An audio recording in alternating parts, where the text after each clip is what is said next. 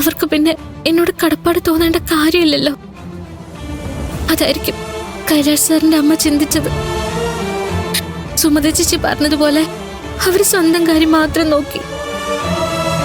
ആ കുടുംബത്തോടുള്ള കടപ്പാട് കൊണ്ട് അവരെ സഹായിക്കാൻ പോയ എന്നെ അവര് വെറും അടുക്കളക്കാരിയാക്കി. ഇവിടെ ഉള്ളവരുടെ കണ്ണില് ഇവിടെ നിന്നും അവിടെ നിന്നും ശമ്പളം വാങ്ങുന്ന അത്യാർത്ഥിക്കാരിയായി. ഇവിടുന്നും അവിടെ നിന്നും ശമ്പളം എണ്ണി വാങ്ങിയ ഇപ്പൊ എന്താ തെറ്റ്? ജോലി ചെയ്തിട്ടല്ലേ? ഞാൻ ആ വീട്ടില് ജോലി ചെയ്തിട്ടില്ല സൗന്ദര്യ. നീ വീട്ടിൽ പോയിട്ട് അമ്മയെ സഹായിക്കില്ലേ? അത് ജോലിയായിട്ടാണോ നീ കാണുന്നത്? ഞാൻ ചെയ്തത് അത് തന്നെയാ. അല്ല, നിങ്ങളാരും ഒന്ന് വീട്ടിൽ പോകുന്നില്ലേ? കൈലാഷ് സാറിന്റെ അമ്മ ഇവൾക്ക് കൊടുക്കാൻ മുക്തയുടെ കയ്യിൽ കുറച്ച് കാശ് കൊടുത്തയച്ചല്ലേ, അത് ഇവൾക്ക് വലിയ വിഷമമായി. ഇവൾ ആ വീട്ടിൽ ജോലി ചെയ്തത് ശമ്പളത്തിന് വേണ്ടിയൊന്നുമല്ല. ജോലി ചെയ്തിട്ട് കാശ് കിട്ടിയില്ലെങ്കിൽ എല്ലാവർക്കും വിഷമാവും. പക്ഷെ ചെയ്ത ജോലി കാശ് കിട്ടിയതിന് വിഷമിക്കുന്ന ഒരാളെ ഞാൻ ആദ്യമായിട്ടാ കാണുന്നത്. പാറുവിന്റെ വിഷമം നിനക്ക് മനസ്സിലാവണമെങ്കിലേ മനസ്സിൽ ആത്മാർത്ഥത എന്നൊരു സാധനം വേണം.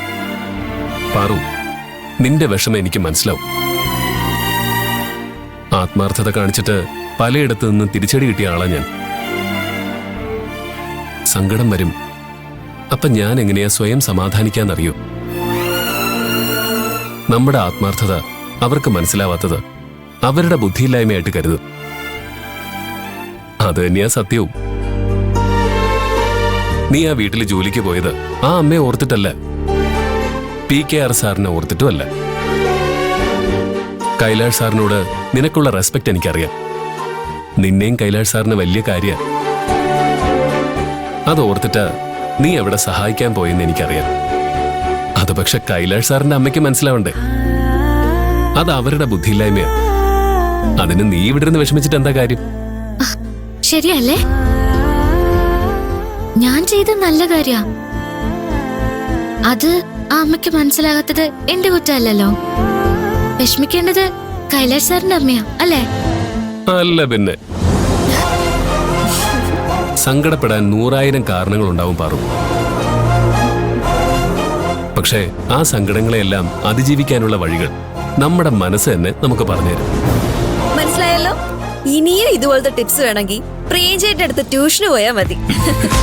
ട്യൂഷൻ തരാം. ഫീസിനെ കുറിച്ചും മറ്റും നമുക്ക് നടന്നുകൊണ്ട് സംസാരിക്കാം. ഇല്ലെങ്കിലേ സെക്യൂരിറ്റി നമ്മളെ പിടിച്ച് പുറത്താക്കും. ബാ.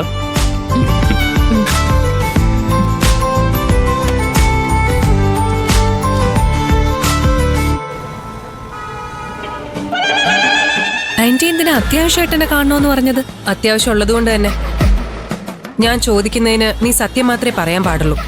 എന്താ ആന്റി? പാറുവിന്റെ ശമ്പളം ഞാൻ നിന്റെ കൈ തന്നു വിട്ടിരുന്നില്ലേ? ഞാനത് അവൾക്ക് കൊടുത്തല്ലോ.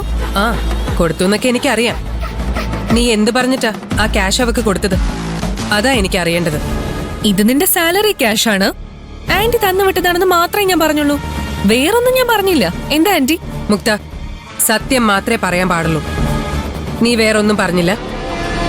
ആന്റി എന്താ വീണ്ടും വീണ്ടും ഇത് തന്നെ ചോദിക്കുന്നത്? ഞാൻ അവളോട് പറഞ്ഞതൊക്കെ ആന്റി അറിഞ്ഞു കാണൂ? അവൾ ആന്റിയെ ഫോൺ വിളിച്ച് പറഞ്ഞിട്ടുണ്ടായിരിക്കൂ. നീ എന്താ ആലോചിക്കുന്നത്? ആന്റി, അവള് കഴിച്ചുകൊണ്ടിരിക്കുകയായിരുന്നു. എല്ലാവരും പോയ ശേഷം ആന്റി തന്നാണെന്ന് പറഞ്ഞ് ആ ക്യാഷ് അവളുടെ മുന്നിൽ വെച്ചിട്ട് ഞാൻ എന്റെ ക്യാബിനിലേക്ക് പോയി. വേറൊന്നും ഞാൻ പറഞ്ഞില്ല. എന്താ ആന്റി, അവൾ ആന്റിയെ വിളിച്ച് എന്തെങ്കിലും പരാതി പറഞ്ഞോ? അവളല്ല, പിന്നെ കൈലാഷ്. ഞാൻ അവളെ വെറും വേലക്കാരിയാക്കി മര്യാദകേട് കാണിച്ചു എന്നൊക്കെ പറഞ്ഞ് അവൻ എന്നോട് വഴക്കിന് വന്നു. അവൻ ഇത്രയധികം ദേഷ്യപ്പെട്ട് ഞാൻ ഇതിനു മുമ്പ് കണ്ടിട്ടില്ല. ഇത്രയും കാലത്തിനിടയിൽ അവൻ ആദ്യമായിട്ടാ എന്നോട് വഴക്കിന് വരുന്നത്. ആ സമയത്ത് സത്യഭാമ വന്നില്ലായിരുന്നെങ്കിൽ അവൾ അവനെ സമാധാനിപ്പിച്ച് റൂമിലേക്ക് പറഞ്ഞയച്ചു. മമ്മി വന്നിട്ടുണ്ടോ? അവൻ റൂമിൽ പോയ ശേഷം ഞാൻ എന്റെ ആദ്യം പേടിയും ഒക്കെ സത്യഭാമയോട് പറഞ്ഞു. പക്ഷേ അവൾ അവനെയാ സപ്പോർട്ട് ചെയ്യുന്നേ. ആന്റി അത് വിട്ടേക്ക്. കൈലാഷിനോട് ഞാൻ സംസാരിക്കാം. കൈലാഷിനോട് സംസാരിക്കുന്നതിന് മുമ്പ് നീ എന്റെ ചോദ്യത്തിനുള്ള മറുപടി പറ. പാർവതിക്ക് ശമ്പളം കൊടുക്കാൻ ഞാൻ നിന്റെ കയ്യിൽ കാശ് തന്നു വിട്ടത് അവൻ എങ്ങനെ അറിഞ്ഞത്? നീയാണോ അവനോട് പറഞ്ഞേ?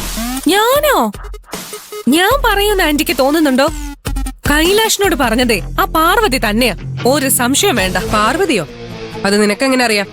ഞാൻ പറഞ്ഞില്ലേ, ക്യാഷ് കൊടുത്തപ്പോ അവള് ഞാനും അല്ലാതെ മറ്റാരും അവിടെ ഉണ്ടായിരുന്നില്ല. എന്നിട്ടും അത് കൈലാഷ് അറിഞ്ഞെങ്കിൽ പാർവതി പറഞ്ഞിട്ടല്ലേ?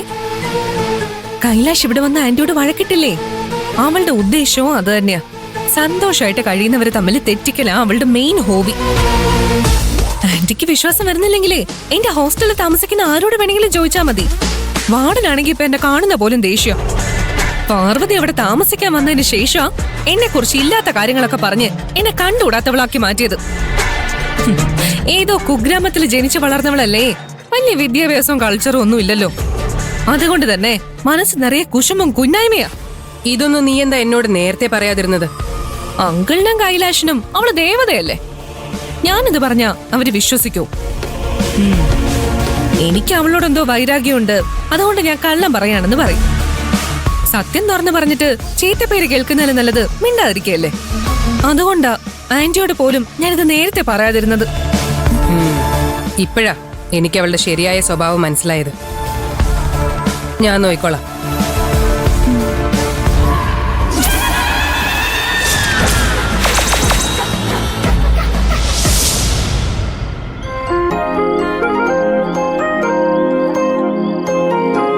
പാറുവിനെ കാണാനും കുറെ നേരം അവളോട് സംസാരിക്കാനും തോന്നുക.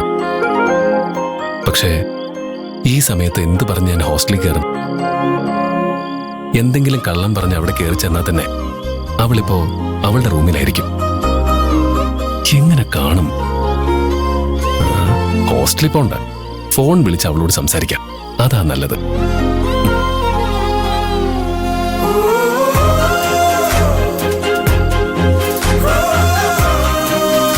ഞാൻ ഇതുവരെ അവളെ ഫോണിൽ വിളിച്ചിട്ടില്ല. എന്തിനാ വിളിച്ചതെന്ന് പാറ ചോദിച്ചാ ഞാനിപ്പോ എന്താ പറയുക? ആ സമയത്ത് പെൺകുട്ടികളെ ഫോണിൽ വിളിച്ച് ശല്യപ്പെടുത്തുന്ന ആളാണ് ഞാനെന്ന് അവൾക്ക് തോന്നിയാലോ?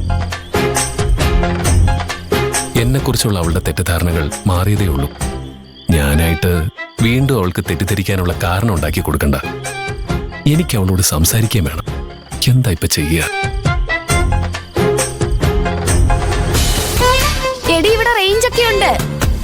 അവിടുത്തെ പ്രോബ്ലമാ.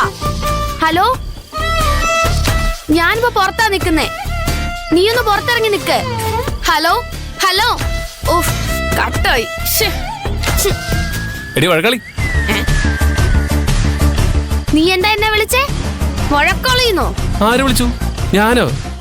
വഴക്കാളി എന്നല്ല ഞാൻ വിളിച്ചത്. പിന്നെ വാഴ അല്ല, വാവ, വാവക്കുട്ടിന്നാ.